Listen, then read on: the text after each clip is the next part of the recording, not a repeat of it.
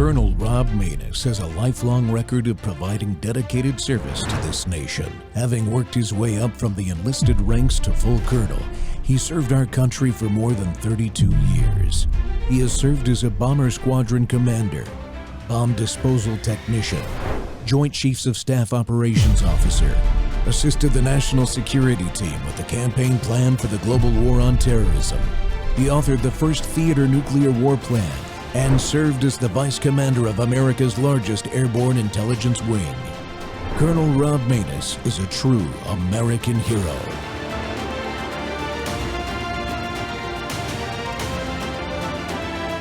This is Rob Maness Live. The state of the vote for the President of the United States, as delivered to the President of the Senate, is as follows. The whole number of the electors appointed to vote for President of the United States is 538. Within that whole number, the majority is 270. The votes for President of the United States are as follows. Donald J. Trump of the state of Florida has received 312 votes. Kamala D. Harris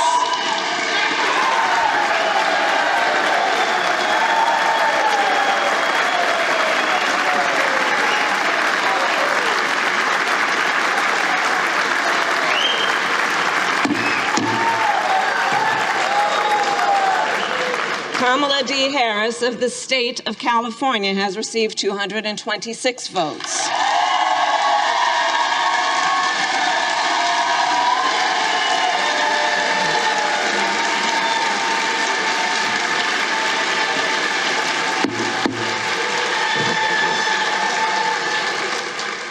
The whole number of electors appointed to vote for Vice President of the United States is 538. Within that whole number, a majority is 270. The votes for Vice President of the United States are as follows. J.D. Vance of the state of Ohio has received 312 votes.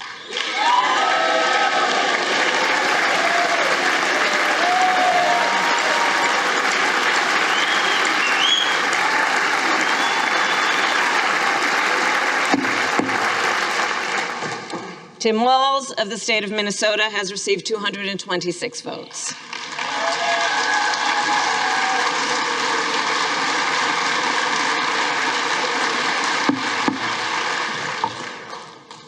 This announcement of the state of the vote by the President of the Senate shall be deemed a sufficient declaration of the persons elected, President and Vice President of the United States, each for a term beginning on the 20th day of January 2025, and shall be entered together with the list of the votes on the journals of the House and the Senate.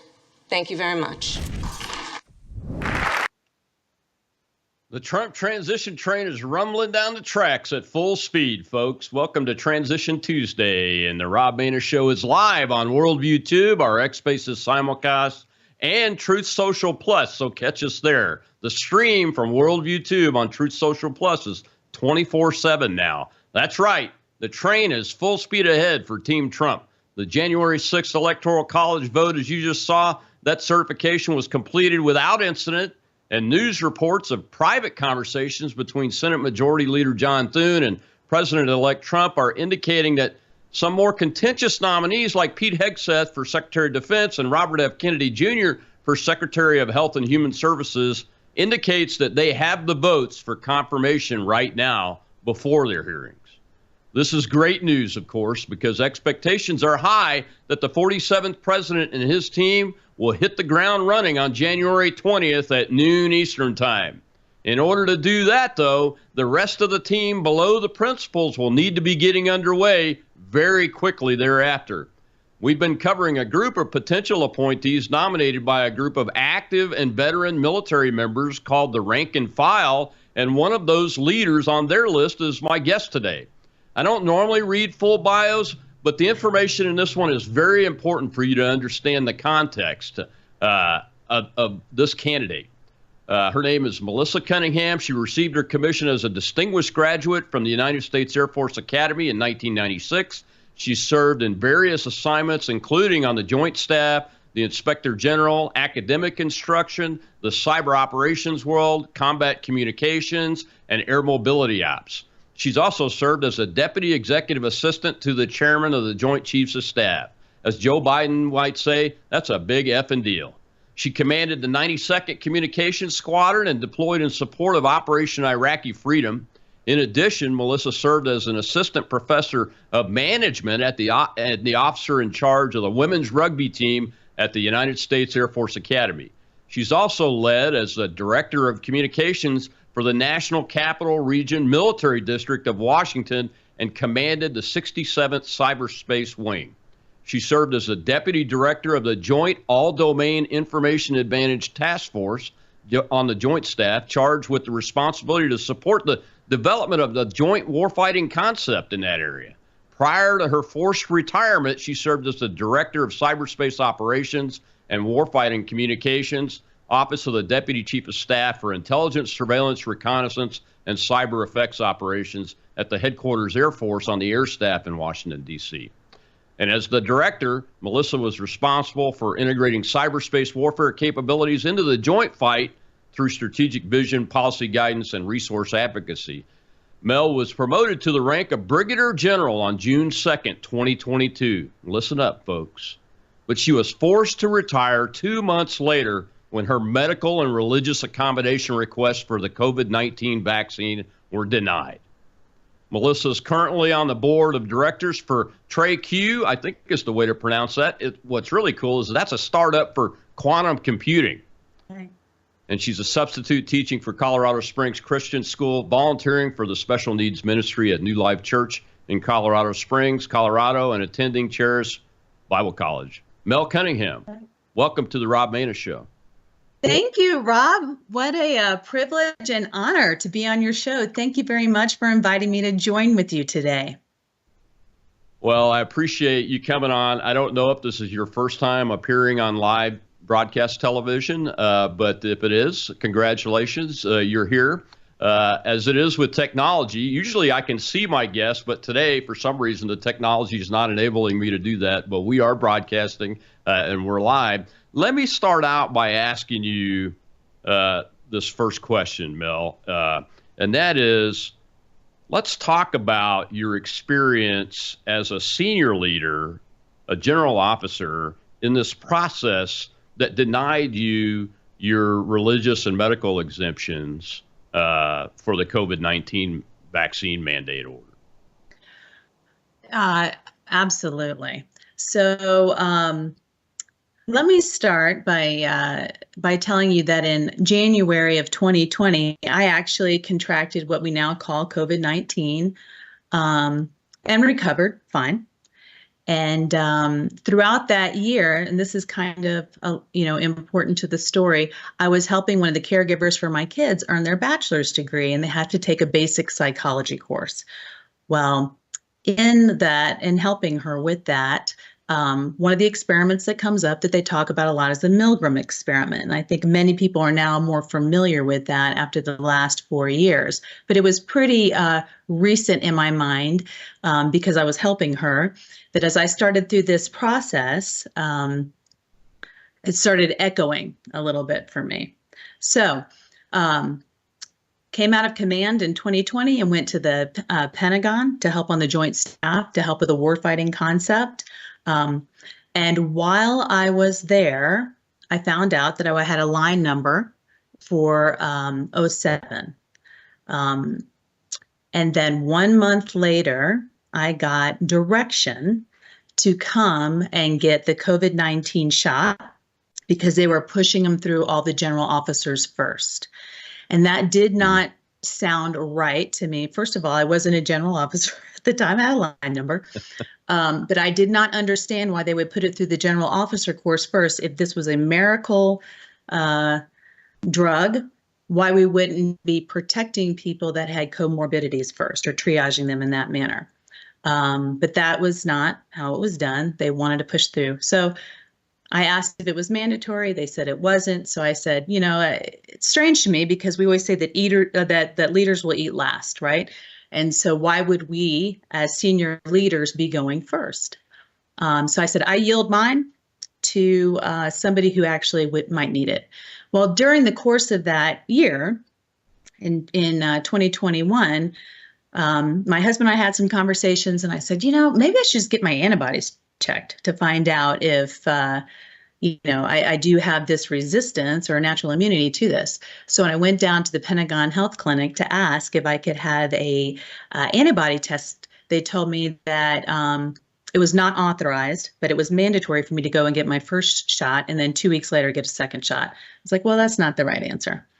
But I'm in the Pentagon, so I'll go talk to the COVID-19 task force. So I called them and they said, that's not authorized. It's mandatory, same script.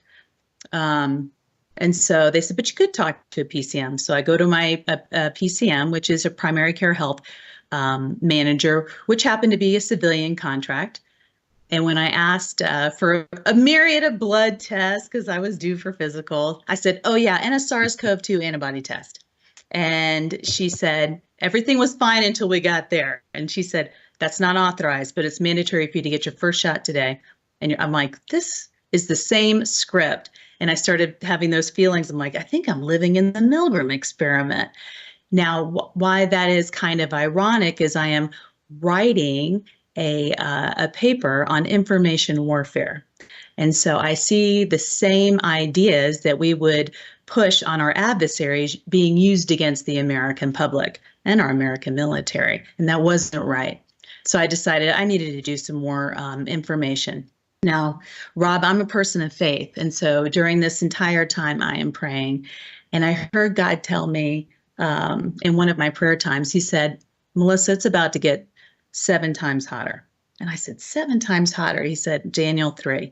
So I go in and read the story of Shadrach, Meshach, and Abednego. And as I'm reading that, I sensed the Lord telling me, like, you're about to walk into the furnace. Like, it's going to be required of you to walk into this furnace. But you know what's so great about that story is God goes with you. He goes into the furnace and he stands with you and you come out unscathed, right? And so I'm like, okay, Lord, I will do whatever you want me to do. So let's go in. But at this point in time, it was not mandatory. Okay. I report into a new chain of command, and I'm doing my research, and I find out about the use of the fetal cells in all of these immunizations. And Rob Green does a great job of breaking that down. But I found the same information too, because it's publicly available.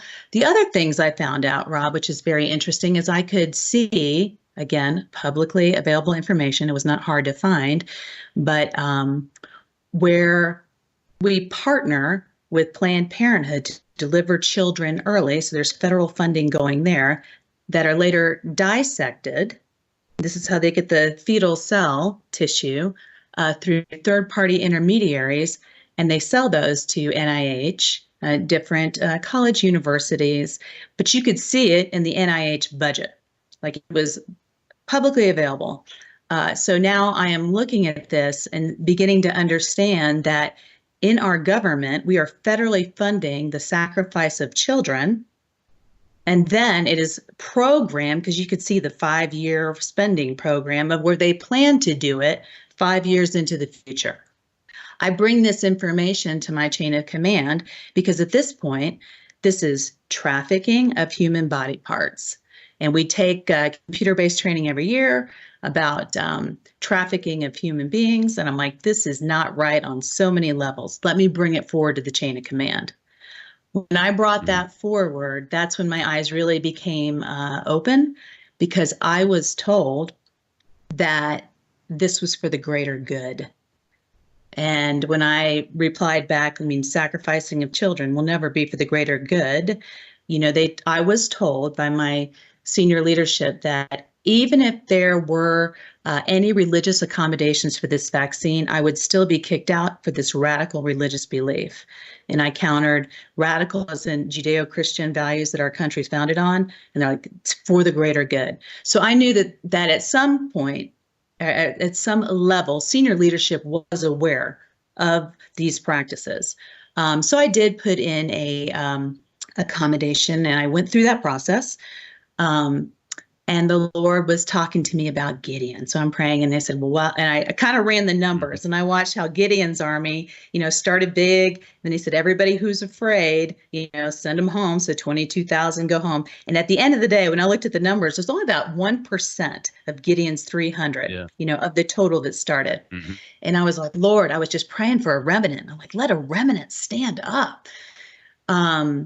And as I watched the numbers of the take rate, because the coercion was great, I mean, it was very great in the DOD, that it got down to 1%, Rob, that did not comply with that mandate. So I was, my request was denied. I appealed, and that was denied again. And so as far as I'm aware, I'm the only general officer that was removed for this policy in the United States military. Wow. Well, we've got to take a commercial break, Mel. When we come back, though, I want to get just a little bit of your take on what you experienced as a sitting general officer, if anything that was going around about the denials and those kind of things, because we've heard a lot of stories. Rob Green has told that story many times, but we've never had a chance to hear it from a general that was impacted by this. So we'll be right back with Mel Cunningham. Retired senior Air Force officer, was a brigadier general up until she was forced to retire due to the COVID-19 vaccine mandate. I'll be right back on the Rob Maness Show.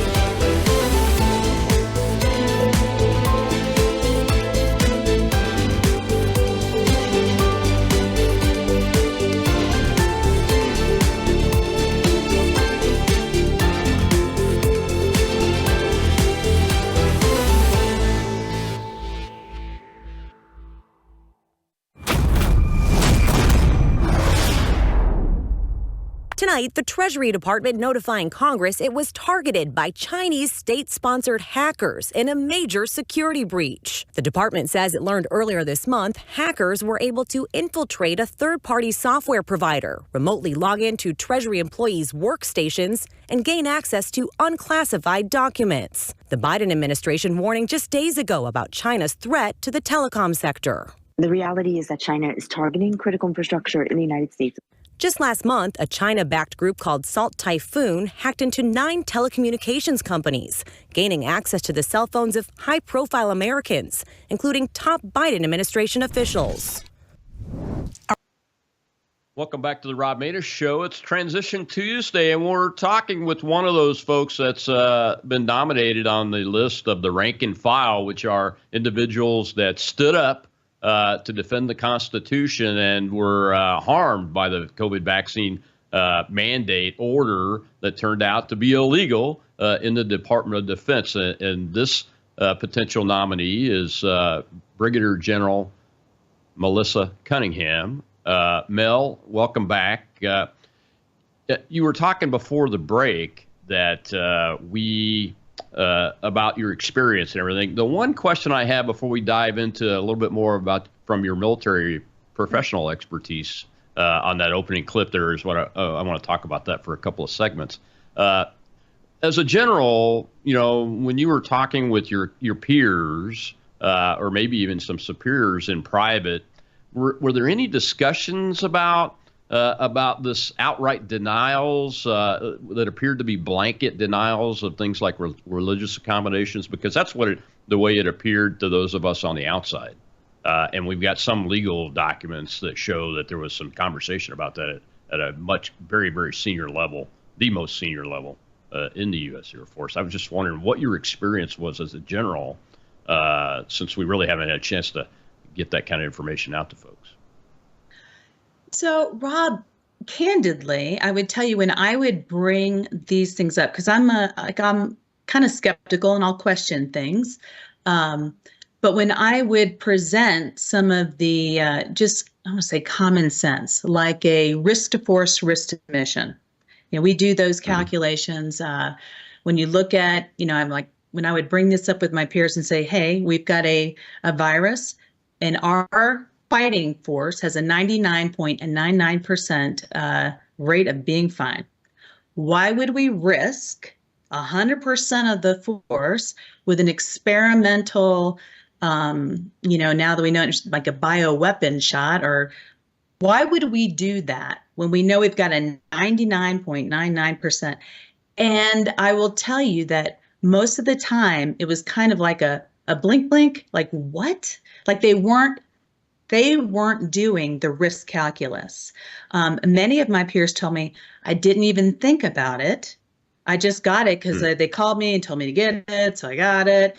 There wasn't critical thinking happening. And so I've thought a lot about that. And when I would present things, they kind of like, wow, I didn't think about that. Like I didn't even consider that. So what does that tell me? It tells me that a lot of our senior leaders, and I experienced this too, the way they keep you on the hamster wheel on the Pentagon is you are so busy. You are so busy that you don't have the headspace to fully think through probably things you should be thinking through. You've got execs that are handing you things on the way to the meeting that have the notes of your talking points so that you can provide the equity stance that your organization has to whatever the next meeting may happen to be, right? And I look back at that time and I'm like, there was not a lot of critical thinking from leaders that we would expect to be critically thinking, right? So it's almost if it's designed against you. Some senior leaders, when I would talk to them, were very supportive. In fact, they would say things like, wow, I wish I would have thought of that. Or we're so proud of you, Mel. We're so proud of you for standing up. But then I would look at the multiple stars on their shoulder and say, but you can still do this. Like you can still stand up. But so many people are worried about, they're worried about their retirement. They're worried about the next job they're getting after retirement, right? So they're weighing those things as well. So to me, I look at that and I'm like, wow. I'm like, courage over compliance. Like where are the people with a backbone? I found more backbone in the younger ranks than I did in the senior ranks because there was so much risk aversion, which I'd say is rampant throughout the senior ranks, this risk aversion, not really being able to articulate what the risk is and how to manage it. So instead, there's a lot of I saw way too much hand wringing in that building. Yeah, it's really disappointing. My peers, my commissioning peers are now 3 and 4 stars, and some of them are retiring, and none of them stood up. None of them stood up. And I've had comments like that when they were at the 2-star level and they would see what I was doing, running for office or whatever. And they go, keep doing what you're doing, man. Keep doing what you're doing. We need you to do this. But they weren't doing anything on the inside. So it's just very disappointing because we've all been commanders at this. Most of us wing commanders and squadron commanders at a minimum. I had the privilege of being a vice wing commander too. And the number one priority is to take care of the men and women that are doing the missions because that takes care of the mission.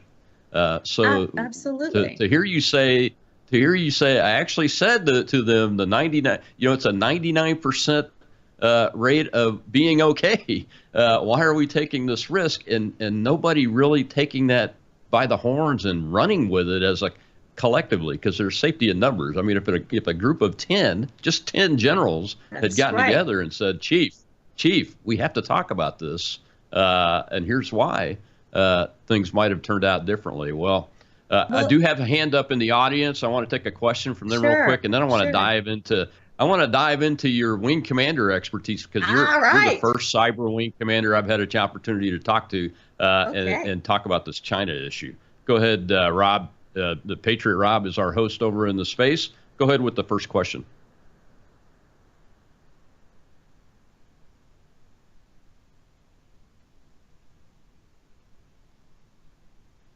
Yes. Yeah, I'm here. My question goes to the issue of this command structure. I mean, you guys talking very much about how these people are more risk averse than they are really paying attention to their, the core values of the service that they're in.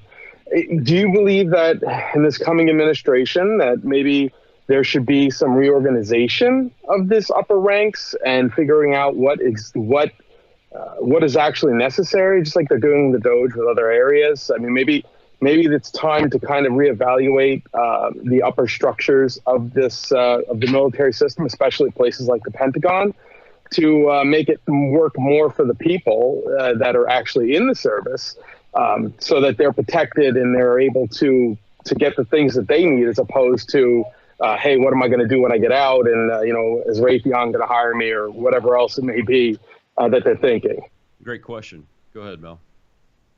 That is a phenomenal question, and it's something that I've thought about. And I'm gonna answer it like there's potentially a structure issue, right? And I think, and I don't want to get ahead of anything that the administration may have in mind for that. And these are just only my thoughts. We do need to look at force structure. Do we need such a large force? Do we need such a large senior officer corps? One of the things that I have seen over time that obfuscates responsibility is the matrixing of organizations, right? Where you really diffuse the responsibility and accountability across several organizations. So it kind of gets into a span of control, right? You can't command what you can't control. And I've saw so much of that in the Pentagon, where you would go to multiple meetings where there wasn't a clear decision maker, or maybe they were the decision maker on Tuesday, but only for this specific part. So nothing really happens. So you could spend years in the Pentagon and not see anything actually get executed and get completed because there was no true decision authority. So that would be one of my recommendations for the incoming administrations. You've got to get clear lanes of communication, really watch any matrixing that you do to make sure that there is somebody that is wholly accountable for the decision and the outcome of, and has the proper authority to do that. Make the authority lines clear too. I saw a lot of that. The other thing, although you did not ask about this, but I will bring it up, is the reliance on the lawyers. So lawyers can give incredibly good advice, or not good advice could be deadly. And one of the things that I've seen probably over the last 10 years is almost a deferral of responsibility to the legal advisors. So instead of just taking advice, they're really asking them to make the decisions, and commanders make decisions. And I saw so many times when I would bring up some of the things that are in Rob Greene's book. So I would counter a lot of the arguments of the senior leaders and say, hey, what we're doing is not legal. They would come back and say, well, general counsel told us it's okay, or this is an appropriate way to do it. And I'm like, they can give you advice, but you will be held accountable because you're the commander. You're the one in the seat making decisions.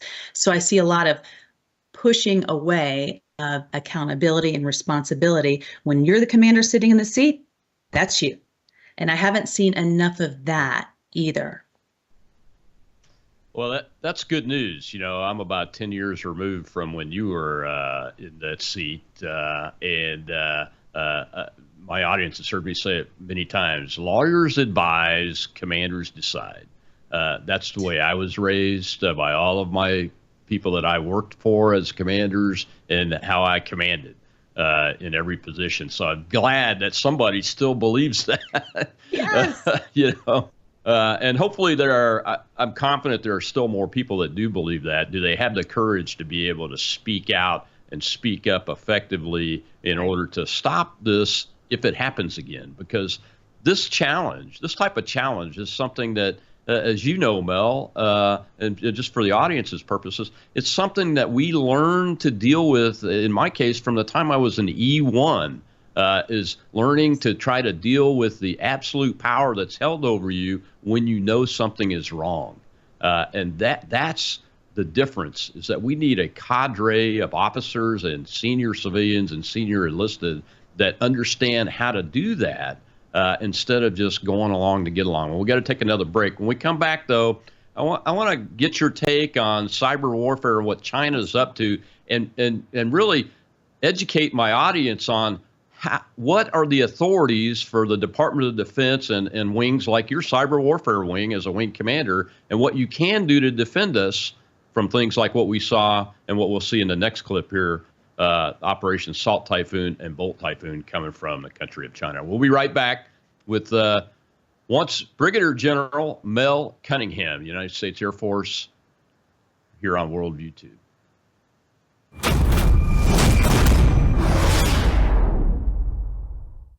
Hello, I'm Brandon House. Would you like to gain access to over 20 years of my radio shows, TV shows, my books? I've written 15 books, and most of those books are ebooks now. And we have conference DVDs, conferences where we filmed our conferences at the Ozarks, literally starting 20 years ago. It's all available in our archived vault. All you have to do is go to worldviewtube.com/vault, worldviewtube.com/vault, and for a reasonable monthly fee, you gain access to over 20 years of Christian worldview programming, news, information, books, documentaries, and a powerful search engine. And folks, it's a great way not only to educate yourself, equip yourself, but it's a big way that you can help fund our continuation as a broadcast network. Please check it out. worldviewtube.com/vault, worldviewtube.com/vault, and help us continue pushing out a Christian worldview.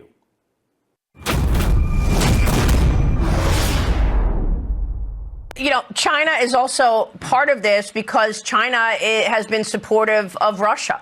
And, you know, China continues to undermine the United States. I want to get your take on this most recent undermining in our telecom companies, Salt Typhoon. Tell me how significant that is and what you'd like to see happen once you're in place in terms of undermining America through that avenue of telecom. Yeah, Maria, this has been a massive penetration of our all of our telecom companies by Chinese-backed hackers that can essentially listen to anyone and everyone they want. And this is part of the tsunami of hacking that we have been under from China, from Russia, from Iran. And look, we have to stop trying to just play better and better defense. You know, back in the Cold War, when we saw the Soviets building up their missiles, we just didn't build better and better defenses. We built an offensive capability that they respected, that they knew could be unleashed on them, and therefore you changed behavior and restored stability. I think we need to take a step back and look at that in the cyber field. We need to start going on offense. We need to start imposing consequences for those that are stealing our technology, spying on us, and now with a program called Bolt Typhoon is putting cyber time bombs on our critical infrastructure like our water, our grid, and our ports. Enough is enough. And I know President Trump is going to lead the charge to restore peace, restore stability, and that's by making our adversaries respect us. And how will you work with your colleagues in a whole of government approach on this? You wanted to say something about Tulsi Gabbard, about Pete Hegseth. Tell me about that. Do you have confidence that they will be approved and confirmed? Maria, President Trump is putting an amazing team out there, and I've worked with a number of them personally. I've worked with Tulsi Gabbard on the Armed Services Committee, where we have to pass a defense bill to support our troops every single year. Huge issues, everything from health care for our soldiers to PTSD to what weapon systems they have. She's also a reservist. And we know when we put that uniform on, when we step into these positions, you leave your opinions at the door. Especially as DNI, it's about presenting intelligence and options to the president, and also holding our intelligence community to account. Why were we so surprised in Syria, for example? Those are the things I know she'll take a tough look at, and I just couldn't be more supportive and encouraged and excited about who I'm going to get to work with to further President Trump's agenda. All right, we will leave it there. Great. Welcome back to the Rob Maness Show. It's Transition Tuesday. We're talking about the Trump transition train with one of the rank and files folks that they've nominated to Department of Defense transition that they would like to work for. And it's Brigadier General Mel Cunningham, a retired senior officer. She's a retired colonel because she was forced to retire just 2 months after she pinned on Brigadier General. But I'm going to call her by her rank that she last held. And I know Department of Defense, here's my disclaimer, you don't own it. She doesn't own it. We're not speaking for you or the Department of the Air Force. Mel, welcome back. Mike Waltz is the designee for National Security Advisor. He's going to be leading the national security team. He mentioned Pete Hegseth and Tulsi Gabbard and folks that are nominated and everything. And the good news is, as I said in my opening, is that John Thune, the Senate Majority Leader, is telling President Trump privately, according to reporting, that Hegseth and Kennedy both have the votes to get confirmed. So that's good. But the reason why it's important isn't because those people as individuals, it's just what those people's viewpoint is, especially of the peace through strength approach that President Trump campaigned on, that we voted for him on to get out of the endless wars and get focused on China. Because as you've seen in these two clips, folks, China is at war with the United States. They're in what's called unrestricted warfare. They declared it openly in their own mouthpiece, the Global Times, by two PLA colonels in May of 2019. And these activities, Mel, this is why this is a great opportunity for me. You were a cyber wing commander. So these activities really are warfare coming in from their perspective. But we have a Department of Defense, and we have laws like posse comitatus that prevent military personnel from conducting law enforcement here inside the country. What my first question is, as a cyber warfare commander, what are our abilities to defend ourselves from these types of attacks? Because they may be digital, but they really are attacks that are part of a larger operation that I also want to get you to talk about. What are we allowed to defend ourselves with? I know you can't talk about the specific tools, but we do have authorities to defend ourselves, right? We do. And that kind of lends into why I'm so excited with the choices that Trump has put for this next administration. He is building quite a bench. And in that bench, those that have the warfighting ethos.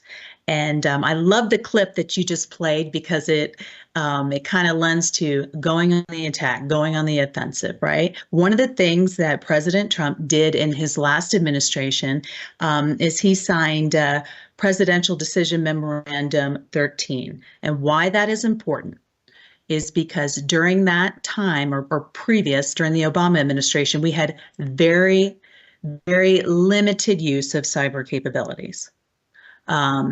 It was, I don't want to say just very careful, but the interagency process to get any types of operations approved were very lengthy.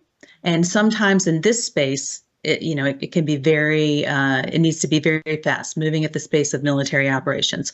So what that memorandum did is it shortened the timeline that we needed for the interagency process, and it delegated authorities, clear authorities, down to the Secretary of Defense. So putting into a box what the military would be able to do without going through these lengthy processes. So it's trying to get us into the right battle rhythm that our adversaries are already doing, right? So just kind of speeding it up. And I love that. So that he did that in the last administration. So he's already demonstrated an appetite for getting his cyber forces into the fight. Okay, so your question was about defensive operations. So we look at jurisdiction across this whole, different parts of cyberspace. When you think about what your military does, it is more of the away game. Okay, when you look at critical infrastructure and things like that here, that's more of the homeland security jurisdiction.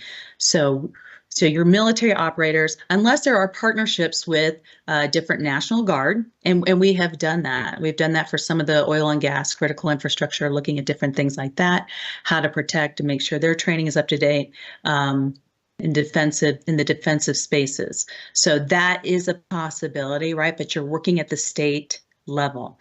Another thing that is a little bit tricky with this is you look at government and commercial partnerships.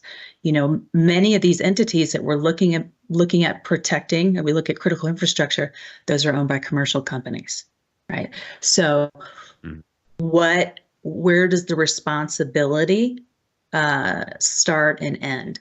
I have heard in interesting viewpoints in this is they look at where could you develop other commercial interests, for instance, insurance. Do these commercial industries have to take out insurance? You know, so like almost creating a whole nother industry around this problem set to insure against that, to try to drive, we call them hygiene behaviors, but different ways that you can protect yourself, right? That are kind of known, that everybody knows about, phishing attacks or whaling or things like that. I think that is more common knowledge. So although a lot of people believe that your military is protecting you from all of these threats, it really doesn't work that way. It's really the away game is where we have that jurisdiction. Does that make sense? It does, and it makes me recall in my mind the challenge that you talked about with the nobody's in charge because everybody's involved situation. If I captured that in my words, what you were talking about earlier with the COVID-19 thing. And when you were talking about that, I remember the interagency task force and participating in that on the joint staff. And how worthless it was because nobody was ever in charge to make a decision. And I was hoping that we had come a long way. So when Congressman Waltz, future National Security Advisor Waltz, says it's time to go on the offense, and he's specifically talking about cyber, can you speak to what he might mean by that? I mean, we don't want to get in front of the President of the United States or Waltz or anybody else, but what would somebody mean by that when it's time to go offensive on this issue with China, especially, instead of just sitting back and taking it, which is what it appears we're doing. Right. So what he specifically said was, let's impose costs. So you're imposing costs based on behavior, right? So you see behavior in this space that may break our laws, or could be theft. It could be, a whole range of things that we see. I mean, especially with intellectual property theft, that's happened from, many, many, many years. That has gone unchecked. There are tools and capabilities, and you remember also, I mean, I can't talk about the things that I've been, that I have knowledge of, but I'm sure there's even more now since I've been out, capabilities now that they have access to, right? I'm not really in that space anymore. So we'll just talk more in general terms of what does it mean to impose costs. So the decision that this administration will need to make is, it's really about what capability do you want to reveal that you have? And so there's been some reluctance to use some of the cyber capabilities that you have, because once you use it, you burn it. It becomes a known, if that makes sense, right? So now but then if you look about peace through strength, which I really like that you brought that up, you don't have much of a deterrent if you don't know if you have it, right? So there's two sides of that. You can demonstrate that you have certain capabilities, and that may pose restraint on an adversary's. But if they don't know you have it, right? So I don't want to make it like it's a chicken and egg, but these are decisions that, as an administration, that they're going to have to make. What tools do we want to show, and potentially burn them? But which may limit the behavior that we do not want. So I mean, those are risks. That's risk. Yeah, that reminds me of decisions that have been made by the United States in the past when Harry Truman had to make the decision whether to use the atomic bomb or not. That was the decision that had to be made. Do we make it known to our potential enemies by using this to end the war? And they had to do a risk calculation, a risk-benefit calculation on that. The same kind of, you're describing the same kind of thing, but we would never have had deterrence over the 50 plus years of the Cold War against the Soviet Union and any other actors in the nuclear space had we not demonstrated the capability in actual combat. Quite frankly, that's what I believe anyway. That's right. Fantastic. You're when we come back, right we got to way. take a when we come back, we'll take this last break. I want to continue this. We've got a couple more questions from the audience. I think we can get those in and continue this discussion and broaden it out to beyond China because the national security strategy, the national military strategy, and the homeland defense strategy are more than just about internally.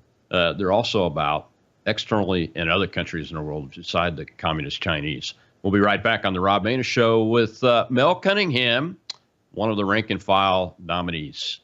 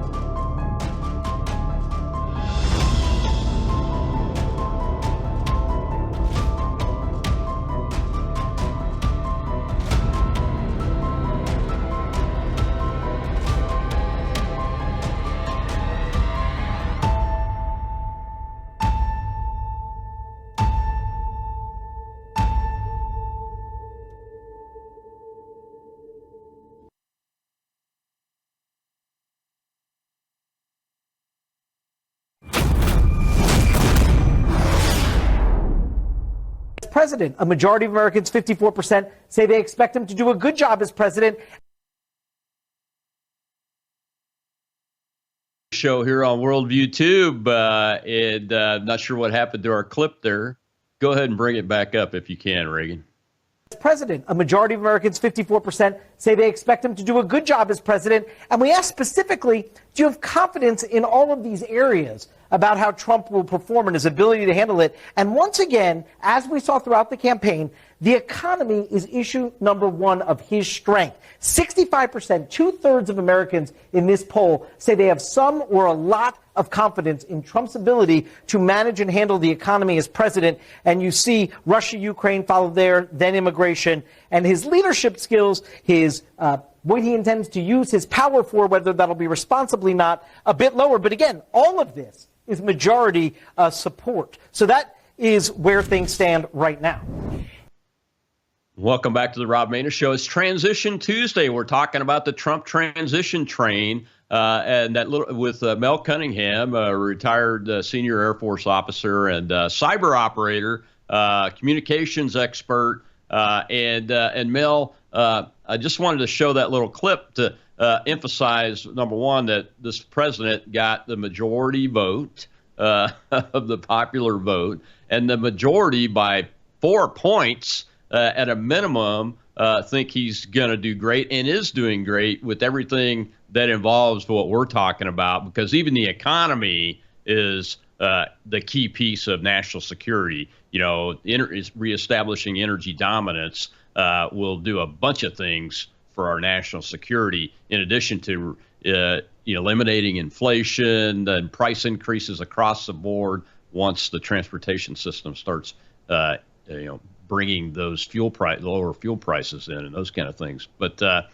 yeah, so we were talking before the break about authorities and cyber warfare and those operational tools that are offensive in nature. And we had some pretty good stuff when I was in. I can't imagine what you had and what they have now. Can those tools be put forth to actually stop some of this stuff? Because we know it's coming from the Chinese in many cases, not all of them. It's very easy, folks, to hide the originating point of a cyber attack, quite frankly, folks, and that's part of the dilemma that we have.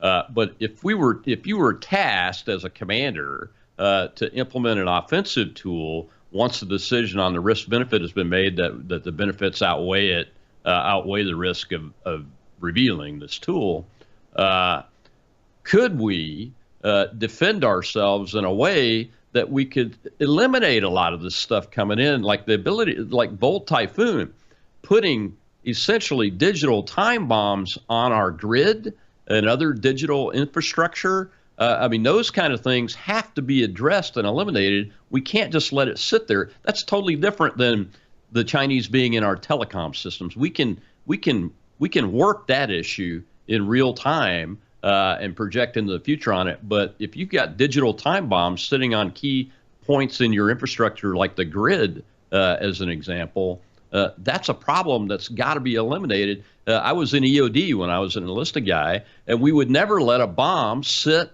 on a target indefinitely. We would go render it safe and do everything we could to save lives and prevent damage to our infrastructure. So do we have the tools to take that approach, I guess, is what I'm asking. You don't have to be specific, but I think the American people should know. Again, I don't have current information. My information would be dated. However, I would tell you, I have full faith and confidence in the training of the cyber operators that we have on our bench. I know we make an incredibly great product, right? These incredible men and women, I mean, they're the ones that are bringing it to the fight. It is humans over hardware. You're asking about tools, but I will tell you that the real weapons that we have, it's between the ears, right? It is our operators that are trained that make all of this happen. So that's where I have full faith and confidence in the training that we are doing for our expert men and women that are in these positions, right? To support and defend this country against these threats. I would tell you that it does come down to decisions by senior leaders, not just in the military. Obviously, this would be up at the presidential level, of what things that they want removed, when they want it removed, based on, they look at a lot of whole of government issues going into making those decisions. At that operational level, we provide the options. We will provide the options as combatant commanders do to the president, our best military advice, and we'll execute those orders based on that. But my point would be really to emphasize the training that that our troops have is phenomenal. They're great. Yeah, and that's another reason why we need Pete Hegseth to get confirmed. Is he has dedicated his life the last 10 years, especially to identifying and writing about this concept called the War on Warriors. And our warriors deserve to be focused on their combat mission, preparing for that combat mission, and winning America's wars when they're tasked to do that. So I'm glad you brought that up. Well, we've got some more questions in the audience. Let's go ahead and take one real quick. Go ahead, Rob.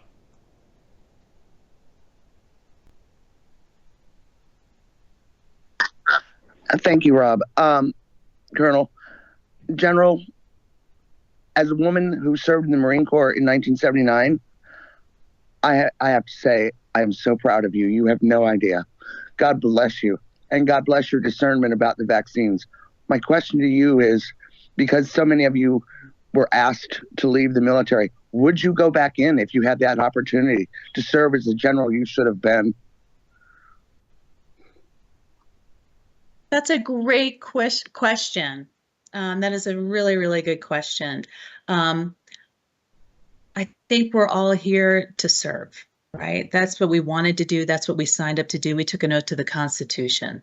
That time was cut short, but really based on politics. So we're very hopeful with this administration that a lot of, I would say, restitution, recompense would occur that would even allow us the opportunity to do so, right? I feel like there's many of us that still have a lot to give.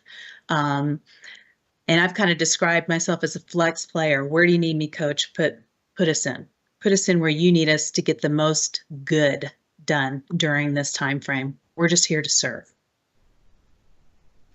Yeah, it's a great question and a great answer. When I was asked about it, I just said, look, I just want an opportunity to fix the institution that I served in for most of my life. My dad served in it for over 23 years of his life, I think it needs to be repaired. Our readiness in the Air Force especially is at some pretty low levels, really the lowest levels I've seen. And as a wing commander, when I left, I was looking at C ratings every month, just like you were. Right. We've got one more hand in the audience, Mel. Let's go ahead and take that question before we get to the end of the show. Go ahead. Yeah, General Colonel, it's a really fantastic show. I want to circle back a little bit to, we have the Volt Typhoon, which primarily targets sectors including manufacturing, utilities, transportation, construction, maritime, defense, etc. In essence, U.S. critical infrastructure. The Committee on the Present Endangered China, which is a part of the Center for Security Policy, they've been very focused on TikTok, which is a global problem and which is pernicious. It has, and I've studied TikTok. Do you have a question for the Colonel, sir? Just a question for the Colonel. Yeah, the question is, how can the intelligence community combat something like TikTok efficiently? What I see today is that there isn't really an efficient counter-attack against TikTok. It's a great question, Mel. One that as part of the Committee on Present Endangered China, I've been studying that question for several years now. Go ahead.